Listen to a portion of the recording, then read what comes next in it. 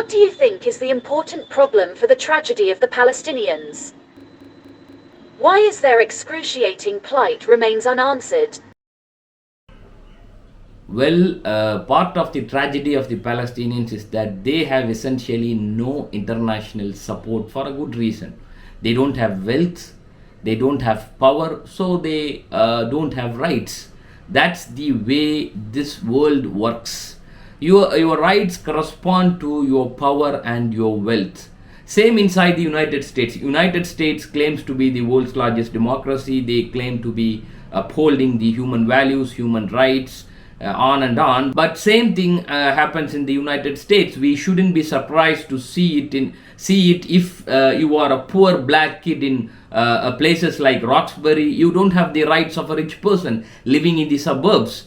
So same in the international arena. So the Palestinians, I mean, they may get statements of support, but nobody is going to do much for them, especially when the United States threatens anyone who might try to do something.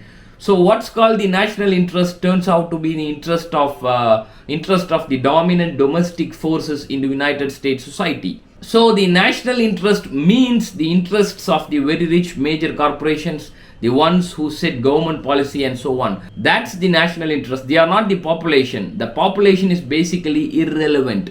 The population often strongly opposes the government policy and they are simply disregarded overwhelmingly. So we do not live in a society in which the public determines policy. The public is around, but basically disregarded unless they force themselves into the system by serious activism. So this, I think, is part of the tragedy of the very, very important part of the tragedy, the excruciating plight of the Palestinians, because they don't have wealth, they don't have power, so they don't have rights. Nobody is going to care about them.